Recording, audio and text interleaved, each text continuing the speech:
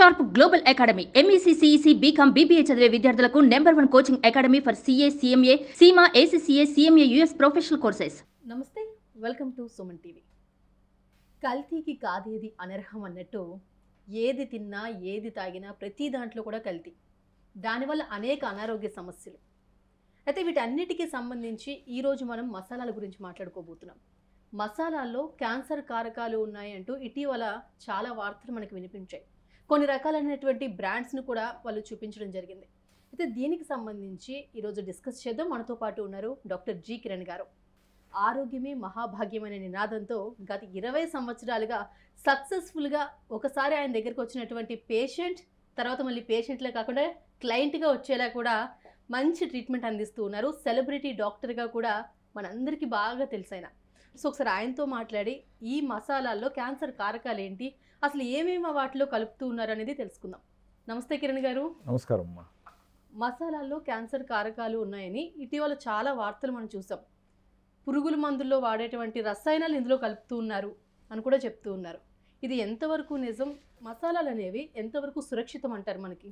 బేసిక్గా మసాలాస్ అనేటివి మనకు భారతదేశంలో ప్రాచీన కాలం నుంచి చూసిందైతే అసలు మసాలాలకే మన భారతదేశం మరో పేరు.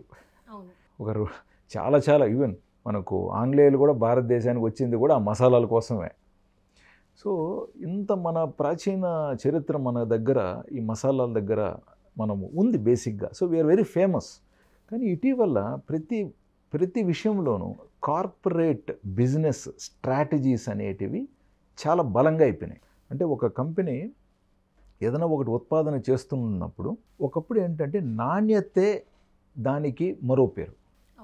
రూపాయి లాభం తగ్గినా పర్వాలేదు, మన ప్రోడక్ట్ క్వాలిటీకి ది బెస్ట్ ఉండాలి అని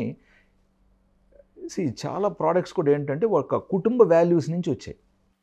ఇప్పుడు ఒక పలానా గుంటూరు కారం తీసుకోండి అంటే ఆ కుటుంబం ఆ గుంటూరు కారాన్ని నాణ్యతగా వాళ్ళు తయారు చేసి విక్రయించడమే వాళ్ళ పని. అంటే మంచి దానికి కావాల్సిన ఎండుమిరపకాయలు ప్రొక్యూర్ చేయటం, ప్రాపర్గా పద్ధతిగా వాటిని ఆడించడం, ఎండబెట్టడం, వాట్ ఎవర్ ఆ ప్రాసెస్. తర్వాత మార్కెట్లో ఏంటంటే అరే ఫలానా కారం అంటే ది బెస్ట్ అనేదే ప్రాధాన్యత అన్నమాట. బట్ కాలక్రమేణా ఏమవుతూ వచ్చింది, మార్కెటింగు, అడ్వర్టైజ్మెంటు ఒక ప్రోడక్ట్కి ప్రాధాన్యంగా అమ్మటానికి పేరు పొందాయి అన్నమాట.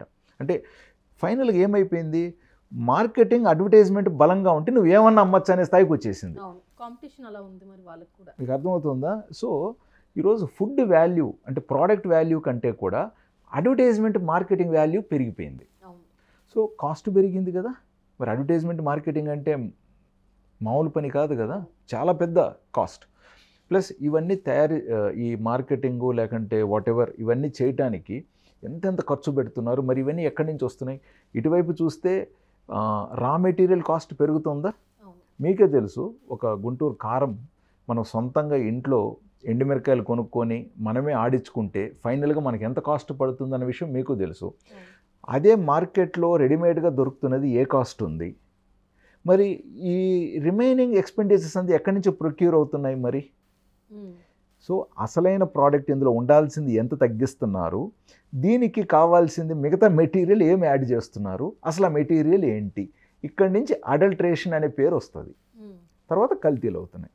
సో దానికి వాళ్ళు హస్క్ పౌడర్ అంటే గడ్డి పొడి కలుపుతున్నారా, లేకపోతే ఉప్పు కలుపుతున్నారా, రకరకాలు పచ్చి మిరపకాయ ఎండుమిరపకాయ పొడిలో కలిపేటివి ఆ పర్టికులర్గా కొన్ని యాసిడ్స్ కావచ్చు, కొన్ని రకాల రంగులు కావచ్చు, అంటే అన్పర్మిటెడ్ రంగులు కావచ్చు, ఇవన్నీ కలిపి అది చెడిపోకుండా ఉండటానికి, దాని ఒక బరువు రావటానికి, ప్లస్ అలాంటి టేస్ట్ రావటానికి, ప్లస్ ఆ టేస్ట్ టెంప్టింగ్గా ఉండటానికి కూడా.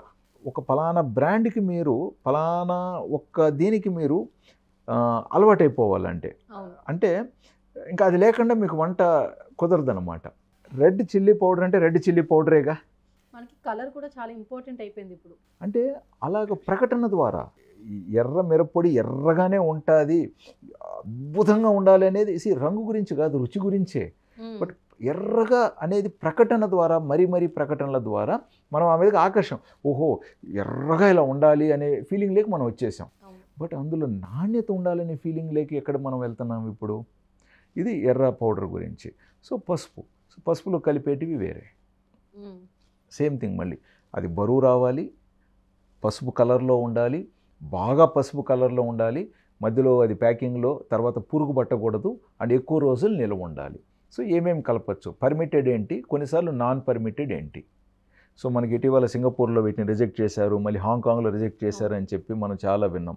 ఇంతేకాకుండా ఇతర ఎన్నో ప్రోడక్ట్స్ మనకి అమెరికాలో కూడా మనవి అలౌ చేయట్లేదు. ప్రధానంగా ఎందుకు అలౌ చేయట్లేదు అంటే పెస్టిసైడ్స్ లేకంటే ఇంకేదైనా ఫర్టిలైజర్స్ ట్రేసెస్ అందులో ఎక్కువ కనపడినప్పుడు వాళ్ళు వాటిని రిజెక్ట్ చేస్తారనమాట.